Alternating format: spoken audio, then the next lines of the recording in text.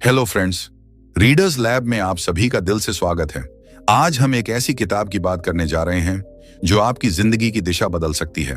किताब का नाम है the art of self discipline और इसे लिखा है किम्बरली ओल्सन ने।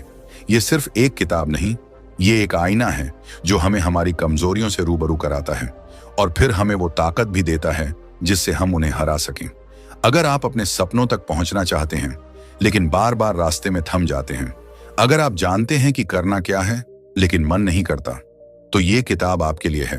आज हम जानेंगे कि कैसे आत्म अनुशासन यानी सेल्फ डिसिप्लिन हमारे भीतर छुपी हुई उस ताकत को बाहर लाता है जो हमें हमारे लक्ष्य तक ले जाती है।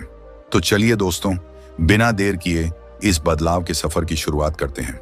सुबह के 4 बज रहे थे। अंधेरा था, ठंड थी और पूरा शहर गहरी नींद में था।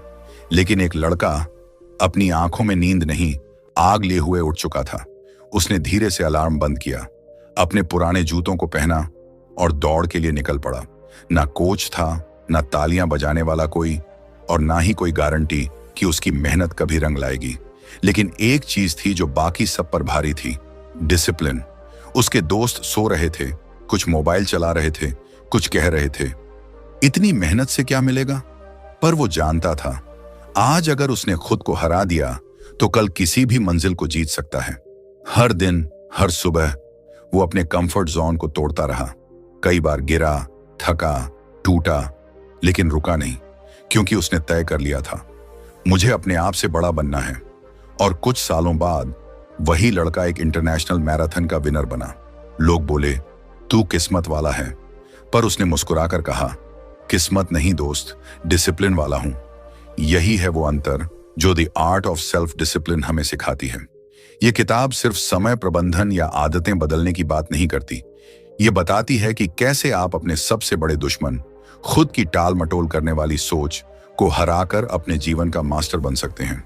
तो चलिए इस इमोशनल और प्रेरणादायक सफर की शुरुआत करते हैं, जहां आप खुद को हराकर खुद को ही जीतने वाले बनेंगे। चैप्टर 1, आत्म अनुशासन की शक्ति को समझना।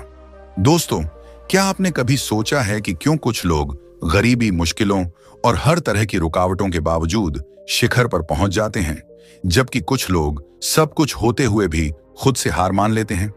फर्क सिर्फ एक चीज का होता है, आत्म अनुशासन।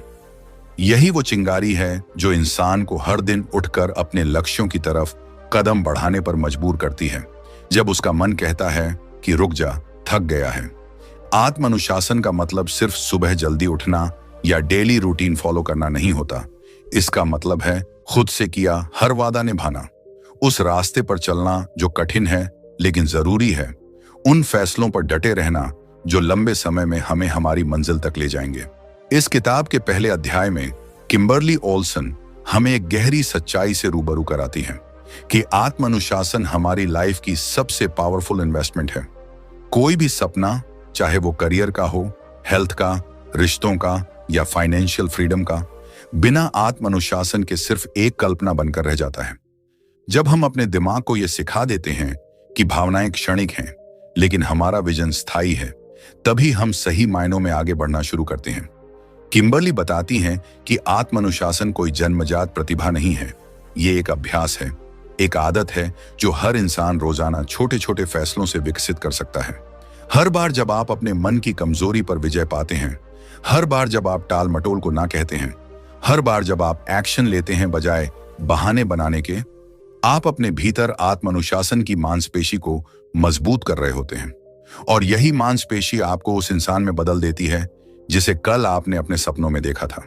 इस अध्याय में एक बहुत प्रेरणादायक कहानी है, एक लड़की की जो अपने जीवन के सबसे बुरे दौर में थी। न फाइनेंशियली स्टेबल थी, न हेल्थ सही थी, न रिलेशनशिप ठीक थे, लेकिन उसने हर सुबह खुद से एक वादा किया, आज मैं अपना बेस्ट दूंगी, भले ही छोटी सी कोशिश क्यों ना हो। शुरुआत में वो सिर्फ 5 मिनट की वॉक से शुरू हुई, फिर हेल्दी खाना खाना शुरू किया, फिर हर दिन एक पॉजिटिव आदत को जोड़ती गई, और 2 साल बाद वो लड़की आज लाखों लोगों के लिए इंस्पिरेशन है। वो लड़की कोई और नहीं, खुद ऑथर किम्बरली ओल्सन है। उन्होंने खुद अपनी जिंदगी में आत्म अनुशासन की शक्ति को जिया है और अब वो यही ऊर्जा हम सब तक पहुंचा रही है। इस अध्याय का सबसे बड़ा संदेश है कि आत्म अनुशासन बाहरी सफलता की नहीं, बल्कि आंतरिक विजय की कहानी है। जब हम अपने अंदर के आलस्य, डर, बहाने और नेगेटिव सोच को हराते हैं, तभी असली ट्रांसफॉर्मेशन होता है। इस अध्याय में कई ऐसे प्रैक्टिकल स्टेप्स दिए गए हैं जो हम अपने दिन की शुरुआत में इस्तेमाल कर सकते हैं, जैसे कि मॉर्निंग विजुअलाइजेशन, छोटे गोल्स बनाना और उन्हें ट्रैक करना, डेली रिफ्लेक्शन और पॉजिटिव सेल्फ टॉक। किम्बर्ली बताती हैं कि आत्म अनुशासन को मजबूत करने का सबसे आसान तरीका है खुद को याद दिलाना कि क्यों शुरू किया था। जब हम अपने लक्ष्य के पीछे की भावनात्मक वजह को हर दिन याद करते हैं, तो हमारा दिमाग हमें डिस्ट्रैक्शन से निकालकर फिर से सही रास्ते पर ले आता है। तो दोस्तों, अगर आप भी अपने जीवन में उस लेवल की ग्रोथ चाहते हैं जो सिर्फ किताबों या मोटिवेशनल वीडियोस में देखी है, तो पहला कदम यही है, आत्म अनुशासन की ताकत को समझना और उसे अपनाना। कोई भी बदलाव आसान नहीं होता, लेकिन यकीन मानिए, हर दिन की छोटी कोशिशें मिलकर आपकी किस्मत बदल सकती हैं। इसीलिए आज ही फैसला लीजिए कि आप अपने लिए खड़े होंगे, अपने लिए लड़ेंगे और हर दिन अपने आप को बेहतर बनाएंगे, क्योंकि जब तक आप खुद से जीत नहीं पाते, दुनिया में कोई भी लड़ाई नहीं जीती जा सकती। एक बहुत ही प्रेरणादायक उदाहरण है ड्वेन द रॉक जॉनसन का। आज वो एक ग्लोबल आइकन है, WWE सुपरस्टार, हॉलीवुड एक्टर और सफल एंटरप्रेन्योर। लेकिन उनका सफर बहुत संघर्षों से भरा था। एक समय था जब उनके पास सिर छुपाने के लिए घर नहीं था, जेब में केवल $60 थे और कोई नहीं था जो उन पर विश्वास करता था। लेकिन एक चीज जो ड्वेन के साथ हमेशा रही, वह था आत्मानुशासन। उन्होंने अपने शरीर को रोज ट्रेन किया, अपने दिमाग को मोटिवेट रखा और खुद से हर दिन ये वादा किया कि वो कभी हार नहीं मानेंगे। उनके दिन की शुरुआत सुबह 4 बजे होती थी। वो सबसे पहले वर्कआउट करते, फिर स्क्रिप्ट्स पढ़ते, फिर शूटिंग करते और उसके बाद रात में फिर ट्रेनिंग करते। उन्होंने दुनिया को दिखा दिया कि अगर आप अनुशासित हैं तो कोई भी सपना बड़ा नहीं होता। ड्वेन का ये जज्बा, ये डिसिप्लिन और लगातार मेहनत ही उन्हें आज वहां ले आई है जहां करोड़ों लोग उन्हें फॉलो करते हैं, क्योंकि उन्होंने कभी हार नहीं मानी। ये कहानी हमें सिखाती है कि आत्म अनुशासन सिर्फ आदत नहीं, बल्कि एक स्टेट ऑफ माइंड है। जब हम अपने मन को कंट्रोल करना सीख जाते हैं, तो हम किसी भी लक्ष्य को पा सकते हैं। यह सिर्फ समय और मेहनत की बात नहीं है, यह उस मानसिकता की बात है जो हम अपनाते हैं, जो हमें हमारी सबसे कठिन परिस्थितियों से बाहर निकालती है। तो दोस्तों, आपने समझा कि आत्म अनुशासन की ताकत हमारे सपनों को हकीकत बनाने के लिए कितनी जरूरी है। अब सोचिए, क्या होता अगर आप खुद को हर वक्त टालते रहते? क्या आप अपने गोल्स तक पहुंच पाते? अगला चैप्टर इस सवाल का जवाब देने वाला है। हम बात करेंगे प्रोक्रास्टिनेशन, यानी काम टालने की आदत से छुटकारा पाने के बारे में। क्या आप चाहते हैं कि आपका समय फालतू न जाए और आप जो चाहें वो हासिल करें? तो जुड़े रहिए, क्योंकि अगला चैप्टर आपके लिए एक नई शुरुआत हो सकता है। चैप्टर 2, प्रोक्रास्टिनेशन से छुटकारा कैसे पाएं? आप कभी ऐसा महसूस करते हैं कि आपके पास पूरी दुनिया का समय है, लेकिन फिर भी कामों को टालते रहते हैं? क्या कभी ऐसा हुआ है कि आपने किसी बड़े लक्ष्य के बारे में सोचा और फिर उसे टाल दिया क्योंकि आपको लगा कि कल कर लेंगे? अगर हाँ, तो आप अकेले नहीं हैं। हम सभी कभी ना कभी इस प्रवृत्ति का शिकार होते हैं, जिसे हम प्रोक्रास्टिनेशन, काम टालने की आदत कहते हैं। अब सवाल यह है कि क्या इस आदत से छुटकारा पाया जा सकता है? क्या हम सच में अपने समय का सही इस्तेमाल कर सकते हैं? इस चैप्टर में हम इन्हीं सवालों का जवाब ढूंढेंगे और जानेंगे कि प्रोक्रास्टिनेशन से कैसे छुटकारा पाया जा सकता है। प्रोक्रास्टिनेशन केवल आलस्य या कंफर्ट जोन का मामला नहीं है। असल में यह अक्सर डर, असमंजस या आत्म संशय से जुड़ी होती है। जब हम किसी बड़े काम को देख रहे होते हैं, तो उसका दबाव हमें इतना ज्यादा महसूस होता है कि हम उसे शुरू ही नहीं करते। हम सोचते हैं, अभी नहीं, कल सही वक्त आएगा, लेकिन वो कल कभी नहीं आता और हम बार बार उसे टालते रहते हैं। यही वही चक्र है जो प्रोक्रास्टिनेशन का कारण बनता है। अब हम इसे कैसे तोड़ सकते हैं? सबसे पहली बात जो हमें समझनी चाहिए वो ये है कि प्रोक्रास्टिनेशन कोई शॉर्ट टर्म इश्यू नहीं है, बल्कि एक लंबे समय तक चलने वाली आदत है। और आदतें बदलने के लिए समय और सही मानसिकता की जरूरत होती है। अगर हम इसे आज से ठीक करने का प्रयास करें, तो हम अपनी जिंदगी में एक बड़ी और सकारात्मक बदलाव ला सकते हैं। एक बहुत ही अच्छी शुरुआत है पेड स्टार्ट पॉलिसी अपनाना। इसका मतलब है कि किसी भी काम को करने के लिए सबसे पहले सिर्फ उसे शुरू करना है, बिना किसी जटिलता और बिना किसी बहाने के। चाहे वो सिर्फ 5 मिनट के लिए हो, बस शुरुआत तो करें। यही वो कदम है जो हमें आगे बढ़ने के लिए प्रेरित करता है। एक बार जब हम उस छोटे से कदम को उठाते हैं तो हमारा दिमाग खुद ही काम करने के लिए उत्साहित हो जाता है। अब हमें यह भी समझना चाहिए कि प्रोक्रास्टिनेशन सिर्फ हमारे कठिन कामों से जुड़ा नहीं है, बल्कि ये अक्सर उन कार्यों से जुड़ा होता है जिन्हें हम नापसंद करते हैं। जैसे अगर हमें किसी फॉर्म को भरना है या किसी मीटिंग में जाना है जिनमें हमें लगता है कि वो बोरिंग हैं, तो हम उन्हें टाल देते हैं। इसीलिए जब हम इन कामों को छोटे छोटे हिस्सों में बांटते हैं और उन हिस्सों को छोटे लक्ष्यों में बदलते हैं, तो हम खुद को उनमें शामिल कर पाते हैं। ये हमें टालने की आदत को दूर करने में मदद करता है। आपने सुना होगा कि बड़ी चीजें छोटे कदमों से शुरू होती हैं। तो प्रोक्रास्टिनेशन से लड़ने का सबसे अच्छा तरीका है छोटे छोटे कदम उठाना। कभी कभी एक बड़ा कदम उठाना डराने वाला हो सकता है, लेकिन छोटे कदम न केवल हमें आत्मविश्वास देते हैं, बल्कि हमें दिखाते हैं कि हम आगे बढ़ रहे हैं, और ये छोटी उपलब्धियां हमारे उत्साह को बढ़ाती हैं। चलिए अब हम कुछ और तरीके भी जानते हैं जो प्रोक्रास्टिनेशन को हराने में मदद कर सकते हैं। सबसे पहला तरीका है समय को ब्लॉक करना, यानी आप अपने दिन में कुछ खास टाइम स्लॉट तय कर लें जब आप सिर्फ और सिर्फ उस काम पर ध्यान देंगे। जैसे आप सुबह के समय को पूरी तरह से अपनी पढ़ाई या काम के लिए सुरक्षित रख सकते हैं। जब एक बार ये आदत बन जाए तो आपको पता चलेगा कि कितनी आसानी से आप अपना समय सही तरीके से बिता रहे हैं। दूसरा तरीका है रिवॉर्ड सिस्टम अपनाना। अगर आप कोई काम पूरा करते हैं तो खुद को एक छोटा सा इनाम दें। ये इनाम कुछ भी हो सकता है, जैसे पसंदीदा सीरीज देखना या एक कप कॉफी पीना। ये खुद को मोटिवेट करने का एक बेहतरीन तरीका है, क्योंकि हमारा दिमाग इनाम को सकारात्मक तरीके से जोड़ता है। और सबसे जरूरी बात, खुद से दया करना। अगर आप कभी प्रोक्रास्टिनेशन के चलते कोई काम नहीं कर पाए तो खुद को कोसने के बजाय इसे एक सीख समझें और अगली बार इसे सुधारने की कोशिश करें। ये सोचें, ठीक है आज मैंने इसे टाला, लेकिन कल मैं इसे करूंगा। जब हम खुद से लगातार ईमानदार और दयालु रहते हैं तो हम खुद को और बेहतर बनाने के लिए प्रेरित होते हैं।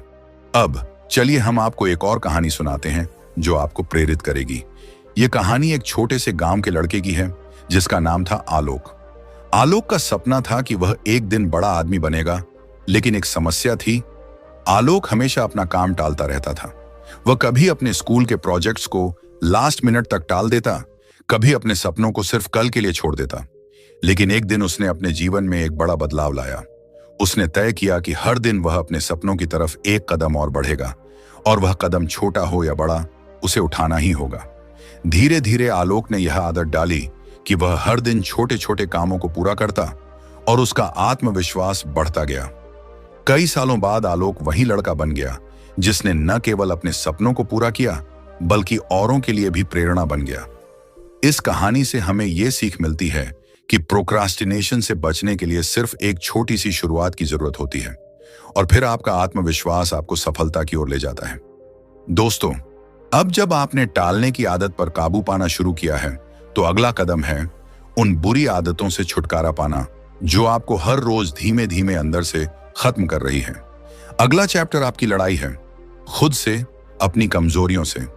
क्या आप तैयार हैं खुद को फिर से गढ़ने के लिए? चैप्टर 3, बुरी आदतों को तोड़ने की कला। दोस्तों, बचपन में आपने भी वो कहानी तो सुनी होगी जिसमें एक आदमी हर दिन कहता है कल से शुरू करूंगा। चाहे सुबह जल्दी उठने की बात हो, एक्सरसाइज करने की बात हो, या फिर किसी जरूरी काम को खत्म करने की बात हो, उसका जवाब हमेशा यही होता था, कल से। और यही कल कभी नहीं आता था। यही है प्रोक्रास्टिनेशन, यानी टाल मटोल की आदत। आज नहीं तो कल, इस सोच में हम अपने सबसे कीमती समय को खोते जाते हैं। और सबसे बड़ी बात, हम जानते हैं कि हम टाल रहे हैं, फिर भी हम खुद को रोक नहीं पाते। क्यों? क्योंकि दिमाग आराम चाहता है, तकलीफ नहीं। लेकिन अगर हम अपने दिमाग को ही रीप्रोग्राम कर दें, तो क्या हम इस आदत से छुटकारा पा सकते हैं? जवाब है हाँ। और इस चैप्टर में हम यही सीखेंगे, प्रोक्रास्टिनेशन से कैसे छुटकारा पाएं। चलिए एक रियल स्टोरी से शुरू करते हैं। आपने इलन मस्क का नाम तो सुना ही होगा। आज वह दुनिया के सबसे बिजी और सक्सेसफुल इंसानों में गिने जाते हैं। लेकिन क्या आप जानते हैं कि उन्होंने अपने करियर की शुरुआत एक छोटे से कमरे में बैठकर सिर्फ एक लैपटॉप से की थी? उन्होंने खुद को एक कड़े शेड्यूल में ढाल लिया था। वो कहते हैं, अगर आप किसी काम को पूरा करने की डेडलाइन 5 साल रखते हैं तो वो 5 साल लगेगा, लेकिन अगर वही काम आप 6 महीने में करना चाहें तो आपका दिमाग खुद को उस टारगेट के हिसाब से तैयार कर लेता है। यही माइंडसेट उन्हें प्रोक्रास्टिनेशन से दूर रखता है। अब सवाल उठता है, हम ऐसा कैसे कर सकते हैं? सबसे पहले हमें समझना होगा कि टालने की वजह क्या है। क्या हमें डर लगता है? क्या हम परफेक्ट होना चाहते हैं? या फिर हमें लगता है कि अभी सही समय नहीं है? सच तो यह है कि परफेक्ट टाइम कभी नहीं आता और डर कभी पूरी तरह खत्म नहीं होता। हमें बस एक छोटा सा कदम उठाना होता है और वही पहला कदम हमें उस रास्ते पर ले जाता है जहां से पीछे लौटना मुश्किल होता है। अब एक साइकोलॉजिकल ट्रिक पर बात करते हैं जिसे कहा जाता है 5 सेकंड रूल। मेल रॉबिन्स नाम की मोटिवेशनल स्पीकर कहती हैं कि जब भी आपके दिमाग में कोई पॉजिटिव आइडिया आए तो उसे 5 सेकंड के अंदर शुरू कर दो, वरना दिमाग उसे रिजेक्ट कर देता है।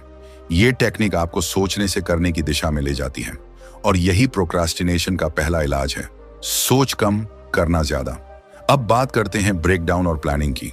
अक्सर हम किसी काम को इतना बड़ा बना लेते हैं कि वो नामुमकिन लगने लगता है, लेकिन अगर हम उसे छोटे छोटे स्टेप्स में बांट दें तो हर स्टेप डूबल लगने लगता है। जैसे कोई किताब पढ़नी है तो पहले सिर्फ 5 पेज का टारगेट रखिए, कोई कोर्स करना है तो सिर्फ पहला लेक्चर देखिए। ऐसा करने से ब्रेन को डोपामाइन मिलता है, एक खुश करने वाला केमिकल, और ब्रेन बार बार वही काम करना चाहता है। अब बात करते हैं एक और रियल लाइफ एग्जाम्पल की। लेखक जे.के. रोलिंग को ही देख लीजिए। जब उन्होंने हैरी पॉटर लिखना शुरू किया था तब वो सिंगल मदर थीं, बेरोजगार थीं और मानसिक रूप से टूट चुकी थीं। लेकिन उन्होंने लिखना नहीं टाला। उन्होंने खुद से वादा किया कि चाहे कुछ भी हो जाए, हर दिन एक पैराग्राफ तो लिखना ही है। और उसी डिसिप्लिन का नतीजा है आज हैरी पॉटर एक ग्लोबल फिनोमिनन है। सोचिए, अगर उन्होंने उस आइडिया को टाल दिया होता तो क्या दुनिया वो कहानी जान पाती? इसलिए याद रखिए, आप जिस काम को टाल रहे हैं वही आपकी किस्मत बदल सकता है। चलिए अब कुछ प्रैक्टिकल टिप्स की बात करते हैं। पहला, डिस्ट्रैक्शंस को हटाइए। मोबाइल, सोशल मीडिया, बेवजह की बातें, ये सब प्रोक्रास्टिनेशन के सबसे बड़े हथियार हैं। दूसरा, एक टू डू लिस्ट बनाइए, लेकिन सिर्फ 3 टास्क की। ज्यादा टास्क ब्रेन को ओवरलोड कर देते हैं। तीसरा, एक अकाउंटेबिलिटी पार्टनर बनाइए। कोई ऐसा इंसान जो हर शाम आपसे पूछे कि आपने आज क्या किया। इससे आपको लगेगा कि आप जवाबदेह हैं। चौथा, खुद को रिवॉर्ड दीजिए। अगर आप कोई मुश्किल टास्क पूरा करते हैं तो खुद को एक चॉकलेट दीजिए या 15 मिनट की ब्रेक। इससे आपका दिमाग जानता है कि मेहनत का इनाम मिलेगा। अब एक इमोशनल बात, क्या आपने कभी सोचा है कि जब आप काम टालते हैं तो आप सिर्फ एक काम नहीं टाल रहे होते, आप अपने सपनों को टाल रहे होते हैं, उस भविष्य को टाल रहे होते हैं जो आपको बेहतर बना सकता है। जरा कल्पना कीजिए, आज से 5 साल बाद का आप कैसा दिखना चाहता है? क्या आप चाहते हैं कि आप वही हों जो हर बार कहता है कल से, या वो जो कहता है अभी से? आपके हर एक्शन का रिजल्ट आने वाले सालों में दिखेगा। आज जो आप टालेंगे कल वही आपके पछतावे की वजह बनेगा। इसलिए उठिए, शुरू करिए और उस आदत को खत्म करिए जो आपको पीछे खींच रही है, क्योंकि आप उस सफलता के लायक हैं जिसको आप सिर्फ सोचते हैं। और हाँ, ये मत भूलिए, प्रोक्रास्टिनेशन से जीतना एक बार की लड़ाई नहीं, हर दिन की जंग है, और इस जंग में जीतने वाला ही असली विजेता होता है। अब सवाल यह है, अगर हमने प्रोक्रास्टिनेशन से जीत ली तो अगली चुनौती क्या है? वो है बुरी आदतों को तोड़ना। क्योंकि सिर्फ काम को टालना ही नहीं, रोजमर्रा की वो आदतें जो हमें कमजोर बनाती हैं, उन्हें भी तो खत्म करना होगा। तो अगला चैप्टर आपको यही सिखाएगा, बुरी आदतों को तोड़ने की कला। तैयार रहिए, क्योंकि अब आपकी असली जंग शुरू होने वाली है। चैप्टर 4, लक्ष्य तय करना और उन्हें हासिल करना। क्या आपने कभी ऐसा महसूस किया है कि आप बहुत मेहनत कर रहे हैं, लेकिन आपकी मेहनत किसी मंजिल की तरफ नहीं जा रही?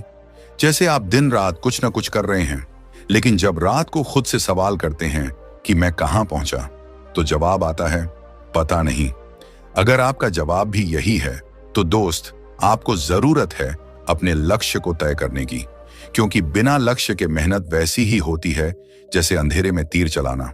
हाँ, मेहनत जरूर है, लेकिन निशाना कहां है यही नहीं पता। और आज का चैप्टर इसी पर है, लक्ष्य तय करना और उन्हें हासिल करना। और मैं आपको इस सफर में वो तरीका बताने वाला हूं जो आपकी सोच को, आपके डिसीजन को और आपकी जिंदगी को बदल सकता है। सोचिए, अगर अर्जुन को यह ही नहीं पता होता कि मछली की आंख में तीर मारना है, तो क्या वो महाभारत का सबसे महान योद्धा बन पाता? लक्ष्य वही है जो आपके अंदर की आग को दिशा देता है, और वो दिशा ही तय करती है कि आपकी मेहनत आपको आगे ले जाएगी या बस थका देगी। अब जरा सोचिए, आप सुबह उठते हैं, फ्रेश होते हैं, काम पर जाते हैं, दिन भर लगे रहते हैं, लेकिन अगर आपसे पूछा जाए तुम ये सब किस लिए कर रहे हो, तो क्या आपके पास एक ठोस जवाब है? अगर नहीं, तो ये चैप्टर आपको उस जवाब तक पहुंचाएगा। और हां, सिर्फ जवाब ही नहीं, उस जवाब को हकीकत में कैसे बदलना है वो भी। अब एक रियल स्टोरी पर आते हैं। आपने क्रिस्टियानो रोनाल्डो का नाम सुना होगा। आज वो दुनिया के सबसे मेहनती और सबसे टॉप फुटबॉलर्स में गिने जाते हैं। लेकिन क्या आप जानते हैं कि जब वो सिर्फ 12 साल के थे, तब उन्होंने अपने माता पिता से कहा था, मैं दुनिया का बेस्ट फुटबॉलर बनना चाहता हूं। उन्होंने बचपन में ही एक लक्ष्य सेट कर लिया था, और फिर उनकी पूरी जिंदगी उसी दिशा में चलती रही। हर दिन प्रैक्टिस, हर दिन डाइट, हर दिन डिसिप्लिन। उन्होंने सिर्फ मेहनत नहीं की, उन्होंने फोकस के साथ मेहनत की, और वो फोकस आया एक लक्ष्य से। अब सवाल यह है कि हम अपना लक्ष्य कैसे तय करें? जवाब है, खुद से ईमानदारी से एक सवाल पूछो, मैं क्या बनना चाहता हूं? और फिर एक दूसरा सवाल, मैं उसे क्यों बनना चाहता हूं? जब आपको क्यों मिल जाएगा, तब कैसे अपने आप आता है। बहुत लोग कहते हैं मुझे भी कुछ बड़ा करना है, लेकिन बड़ा क्या, ये साफ नहीं होता, और यही गलती हमें भटकने पर मजबूर करती है। इसलिए सबसे पहला कदम है, लक्ष्य को लिखो। सिर्फ सोचो मत, लिखो, क्योंकि जब आप कोई चीज लिखते हैं तो आपका दिमाग उसे सीरियसली लेना शुरू करता है। अब बात करते हैं स्मार्ट गोल्स की, यानी स्पेसिफिक, मेजरेबल, अचीवेबल, रेलेवेंट और टाइम बाउंड। अगर आपका गोल है मुझे अमीर बनना है, तो ये गोल नहीं, एक ख्वाब है। लेकिन अगर आप कहते हैं मैं अगले 2 साल में 10 लाख रुपए सेव करूंगा, हर महीने 20,000 रुपए इन्वेस्ट करके और अपनी स्किल्स को अपग्रेड करके, तो ये एक स्मार्ट गोल है, क्योंकि ये साफ है, स्पेसिफिक, नापा जा सकता है, मेजरेबल, हकीकत के करीब है, अचीवेबल, आपके फ्यूचर से जुड़ा है, रेलेवेंट, और टाइम फ्रेम के अंदर है, टाइम बाउंड। जब आप अपने लक्ष्य को स्मार्ट बनाते हैं, तो वो एक धुंधले सपने से निकलकर एक ठोस प्लान का रूप ले लेता है।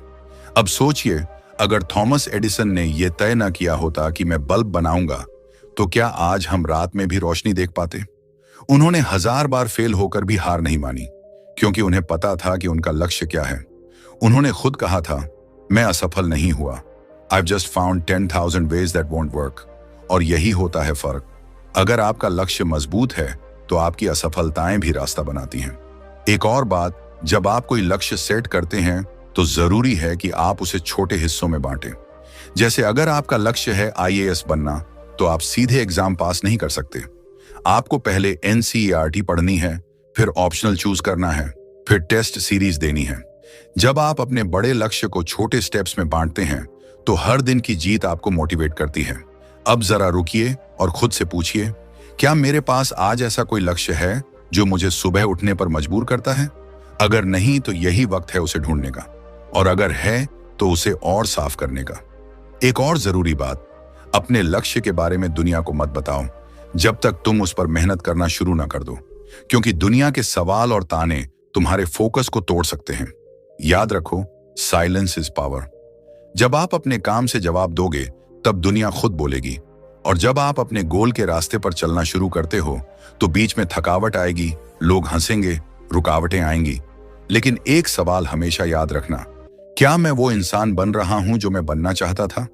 अगर जवाब हां है तो रुको मत, अगर जवाब नहीं है तो रास्ता बदलो, लेकिन लक्ष्य नहीं। अब आइए इस चैप्टर की एक छोटी सी कहानी से सीख लेते हैं।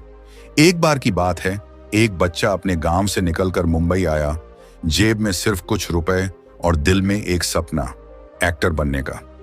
उसे दिन में ऑडिशन देने होते, रात को स्टेशन पर सोना पड़ता, लेकिन उसने अपने आप से वादा किया था, जब तक मैं खुद को स्क्रीन पर नहीं देखूंगा, मैं वापस नहीं जाऊंगा। और वो बच्चा था नवाजुद्दीन सिद्दीकी। आज पूरी दुनिया उनके टैलेंट को सलाम करती है, क्योंकि उन्होंने सिर्फ सपना नहीं देखा, उसे पूरा करने का रास्ता भी तय किया। तो दोस्तों, इस चैप्टर में हमने सीखा कि सिर्फ सपना देखना काफी नहीं है, उसके पीछे एक ठोस प्लान और डेडिकेशन होना चाहिए। लक्ष्य वो धागा है जो आपकी मेहनत को एक दिशा देता है, जो आपकी इच्छाओं को आपकी हकीकत से जोड़ता है। और अगर आप आज अपने दिल से एक लक्ष्य तय कर लें, तो यकीन मानिए कोई ताकत आपको सफल होने से नहीं रोक सकती। और अब जब आपने लक्ष्य तय करना सीख लिया है, तो अगला बड़ा सवाल यह है, जब रास्ते में ध्यान भटकता है, मन ऊबता है या फोकस टूटता है, तब क्या करें? क्योंकि लक्ष्य तय करना आसान है, लेकिन उस पर टिके रहना असली जंग वहीं शुरू होती है। तो अगला चैप्टर इसी पर है, एकाग्रता और फोकस की कला। और यकीन मानिए, अगर आपने वो सीख लिया, तो लक्ष्य आपके नहीं, आप लक्ष्य के मालिक बन जाओगे। मिलते हैं अगले चैप्टर में। चैप्टर 5, भावनात्मक नियंत्रण और मानसिक मजबूती। दोस्तों, कभी आपने खुद को आईने में देखते हुए सवाल किया है, मैं इतना टूट क्यों जाता हूं, या क्यों हर छोटी बात मुझे परेशान कर देती है? अगर हाँ, तो आज का चैप्टर आपके लिए है, क्योंकि आज हम बात करेंगे उस ताकत की जो इंसान को अंदर से चट्टान बना देती है, उस शक्ति की जो हालातों के तूफानों में भी मन को स्थिर रखती है। भावनात्मक नियंत्रण और मानसिक मजबूती। दोस्तों, जब तक आप अपने अंदर उठने वाले तूफानों को काबू में नहीं रख पाते, तब तक आप बाहर की दुनिया में कुछ बड़ा नहीं कर सकते। आपकी असली जंग बाहर से नहीं, अंदर से शुरू होती है। और जब तक आप अपने इमोशंस को नहीं समझेंगे, वो आपको कंट्रोल करते रहेंगे। लेकिन जिस दिन आपने उन्हें कंट्रोल करना सीख लिया, उसी दिन से आप जिंदगी के खिलाड़ी बन जाओगे। चलिए आपको एक कहानी सुनाता हूं। एक लड़की थी, छोटी सी उम्र में उसका परिवार टूट गया, माँ बाप अलग हो गए, पैसे नहीं थे, लोग ताने मारते थे, स्कूल में सब हंसते थे। लेकिन उस लड़की ने हार नहीं मानी। उसने अपने दर्द को अपनी ताकत बनाया। उसने रोते हुए खुद से वादा किया, मैं दुनिया को दिखाऊंगी कि मैं क्या कर सकती हूँ। और उस लड़की का नाम था ओपरा विनफ्रे। ओपरा विनफ्री। आज वो सिर्फ एक नाम नहीं, बल्कि पूरी दुनिया में मेंटल रेजिलियंस और इमोशनल पावर की मिसाल है। उसने अपनी जिंदगी के हर दर्द को एक हथियार बनाया और आगे बढ़ती गई। यही होता है इमोशनल कंट्रोल। जब आप रिएक्ट नहीं करते, बल्कि रिस्पॉन्ड करते हो। जब आप हालातों को खुद पर हावी नहीं होने देते, बल्कि उन्हें सीख बना लेते हो। अब सवाल ये उठता है कि ये इमोशनल कंट्रोल आता कैसे है? जवाब है जागरूकता और अभ्यास। पहली चीज जो आपको करनी है, वो ये है कि खुद को हर स्थिति में समझना शुरू करें। जब गुस्सा आए, तो खुद से पूछो, क्या इस गुस्से से कुछ बदलने वाला है? जब कोई आपकी बुराई करे, तो सोचो, क्या उसकी राय से मेरी काबिलियत कम हो जाती है? और जब डर सताए, तो खुद से पूछो, क्या ये डर असली है या सिर्फ मेरे दिमाग का खेल? दोस्त, जब आप खुद से सवाल पूछते हो, तो आपका माइंड क्लैरिटी की ओर जाता है, और वहीं से शुरू होती है मानसिक मजबूती की असली यात्रा। अब एक बात सोचिए, अगर आपकी जिंदगी में रोज कोई ना कोई टेंशन है, कोई दुख है, कोई मानसिक दबाव है, तो क्या आप हमेशा भागते रहोगे, या फिर एक दिन रुक कर कहोगे, बस अब मैं अपने इमोशंस का मालिक बनूंगा, गुलाम नहीं? देखो, मानसिक मजबूती कोई जन्म से नहीं आती, ये रोज की लड़ाई से पैदा होती है। हर उस पल से जब आप टूटने के बाद भी उठते हो, जब आप हंसते हो, उस दिन भी जब रोने का मन होता है। जैसे महेंद्र सिंह धोनी, कितने भी बड़े मैच का प्रेशर हो, उनका चेहरा वैसा ही शांत। क्यों? क्योंकि वो जानते हैं कि मन की शांति ही सबसे बड़ी ताकत है। चाहे सामने कितना भी शोर हो, अंदर अगर शांति है, तो आप कुछ भी जीत सकते हो। अब आप सोचो, क्या आप भी वो ताकत पा सकते हो? हाँ, बस आपको 3 बातें रोज करनी होंगी। पहली, माइंडफुलनेस, यानी हर फीलिंग को महसूस करना, लेकिन बिना बहाव में बह जाना। दूसरी, पॉजिटिव सेल्फ टॉक, मतलब खुद से दोस्ती करना, खुद को मोटिवेट करना। और तीसरी, कंसिस्टेंसी, क्योंकि इमोशनल कंट्रोल कोई एक दिन की चीज नहीं है, ये एक आदत है जिसे रोज प्रैक्टिस करना होता है। जब आप बार बार अपने रिएक्शन को देखना शुरू करते हो, तब धीरे धीरे आप उनके ऊपर पावर पाने लगते हो। अब सोचिए, जब आप अपने इमोशंस को कंट्रोल कर पाएंगे, तो लाइफ कितनी बदल जाएगी। न कोई बात दिल पे लगेगी, न कोई गिराना पाएगा, क्योंकि अब आपका ध्यान बाहरी लोगों पर नहीं, अपने अंदर के कमांडर पर होगा। और एक बार अगर आप अंदर से मजबूत हो गए, तो फिर कोई हालात, कोई ठोकर, कोई नफरत, कोई डर आपको रोक नहीं पाएगा। अब आपको पूछना है खुद से एक सवाल, क्या मैं तैयार हूं उस अंदर के योद्धा को जगाने के लिए? क्या मैं हर दिन खुद को इतना मजबूत बना सकता हूं कि चाहे जो हो जाए, मैं डगमगाऊं नहीं? क्योंकि दोस्त, अगर आपने ये कर लिया, तो फिर आपका जीवन आपके काबू में होगा, ना कि आपके इमोशंस के हाथों। और जब आप उस मुकाम पर पहुंच जाओगे, तब दुनिया देखेगी कि कैसे एक इंसान अपने ही मन को जीतकर पूरी कायनात को जीता है। और अब जब आपके इमोशंस आपके काबू में हैं, जब आप हर दर्द को ताकत में बदलना सीख चुके हैं, तो अब अगला कदम है अपने समय को भी जीतना। क्योंकि अगर वक्त फिसलता गया, तो सबसे बड़ा नुकसान होगा। इसीलिए तैयार हो जाइए हमारे अगले और आखिरी चैप्टर के लिए, समय प्रबंधन और सफलता की आदतें। जो लोग वक्त को संभाल लेते हैं वही अपनी तकदीर को भी बदल देते हैं। तो मिलते हैं अगले और अंतिम अध्याय में, जहां से आपकी असली उड़ान शुरू होगी। चैप्टर 6, समय प्रबंधन और सफलता की आदतें। क्या कभी ऐसा लगा है कि दिन खत्म हो गया लेकिन आपने कुछ भी खास नहीं किया? सुबह आंख खुली, थोड़ा सोशल मीडिया, थोड़ा काम, फिर थोड़ी थकान, और फिर रात, और फिर वही गिल्ट, काश आज का दिन थोड़ा और अच्छे से इस्तेमाल किया होता। दोस्त, यही है वो जगह जहां आपकी किस्मत और आपकी आदतों के बीच जंग होती है, और जीतता वही है जो समय को अपने तरीके से मोड़ना जानता है। आज हम बात करेंगे समय प्रबंधन और सफलता की आदतों की, उन आदतों की जो आपकी पूरी जिंदगी का रुख बदल सकती है। सबसे पहली बात, समय कभी नहीं रुकता, लेकिन हम रुक जाते हैं। हम इंतजार करते हैं सही समय का, परफेक्ट मूड का, आइडियल सिचुएशन का। लेकिन हकीकत यह है कि सही समय कभी नहीं आता, उसे बनाना पड़ता है। सोचिए, अगर अब्दुल कलाम भी कहते कि अब मैं थका हूं, आज नहीं पढ़ता, तो क्या वो मिसाइल मैन बन पाते? क्या वो एक गरीब घर से उठकर देश का राष्ट्रपति बन पाते? नहीं, क्योंकि उन्होंने वक्त को अपने हिसाब से जीना सीखा था। वो वक्त के गुलाम नहीं थे, वक्त के उस्ताद थे। अब सवाल यह है कि हम क्या करें, कैसे बनाएं समय को अपनी ताकत। सबसे पहली चीज, साफ लक्ष्य, क्लियर गोल्स। जब तक आपको पता नहीं कि आप कहां जाना चाहते हैं, तब तक दुनिया का कोई टाइम टेबल आपकी मदद नहीं कर सकता। और फिर आती है दूसरी सबसे जरूरी चीज, प्रायोरिटाइजेशन। हर काम जरूरी नहीं होता, लेकिन हम हर काम को जरूरी मानकर उसमें वक्त बर्बाद कर देते हैं। याद रखो, बिजी होना सक्सेस की गारंटी नहीं है, सही काम में बिजी होना गारंटी है। अब मैं आपको एक रियल स्टोरी बताता हूं। एक ऐसा इंसान जो हर दिन 16-16 घंटे काम करता था, नींद कम, शिकायतें जीरो, और वो कोई और नहीं बल्कि इलॉन मस्क था। एक साथ स्पेसएक्स, टेस्ला, न्यूरालिंक, सब कुछ संभालना। कैसे? क्योंकि वो हर मिनट को गिनकर जीता है। वो जानता है कि उसका हर सेकंड किसी ना किसी मिशन की दिशा तय कर रहा है, और यही है वो आदत जो महान लोगों को भीड़ से अलग करती है। अब खुद से पूछिए, आप हर सुबह उठते हैं, लेकिन क्या आपके पास उस दिन का कोई रोड मैप होता है? या फिर आप भी उस ट्रेन में चढ़े होते हैं जिसका कोई तय स्टेशन नहीं है? सोचिए, अगर आपके पास एक सिंपल सा डेली प्लान हो, एक टाइम ब्लॉक सिस्टम हो, जहां सुबह से रात तक हर घंटे का एक मकसद हो, तो क्या आपकी लाइफ बदल नहीं सकती? चलिए एक छोटा सा एक्सरसाइज करते हैं।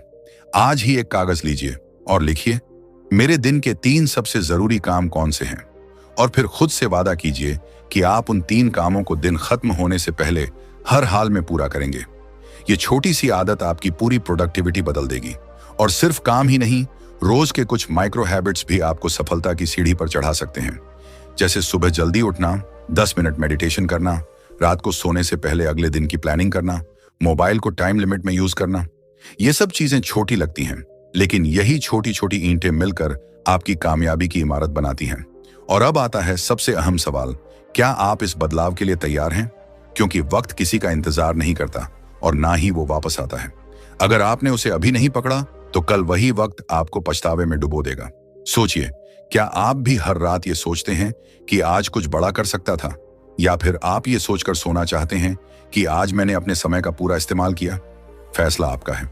और याद रखिए, आपकी जिंदगी का हर सेकंड एक बीज है, जो या तो सफलता का पेड़ बनेगा या फिर पछतावे की झाड़ी। फर्क बस इस बात पर है कि आप उसे कैसे सींचते हो। आज का दिन, आज की सुबह, आज का 1 घंटा, सब कुछ आपके हाथ में है। और अगर आपने इसे थाम लिया, तो फिर कोई भी आपको आपकी मंजिल से नहीं रोक सकता। तो दोस्तों, ये था हमारा आखिरी चैप्टर, लेकिन कहानी यहीं खत्म नहीं होती, क्योंकि असली सफर अब शुरू होता है। अब जब आप खुद को समझ चुके हो, प्रोक्रास्टिनेशन को हराना सीख चुके हो, बुरी आदतों को तोड़ चुके हो, लक्ष्य तय कर चुके हो, इमोशंस को कंट्रोल करना सीख चुके हो, और अब समय भी आपके काबू में है, तो अब बारी है उड़ान भरने की। तो दोस्तों, अगर आपको ये ऑडियो बुक समरी पसंद आई हो, अगर इससे आपको कुछ नया सीखने को मिला हो, तो इस वीडियो को लाइक जरूर करें और कमेंट में बताएं कि आपको सबसे ज्यादा क्या अच्छा लगा।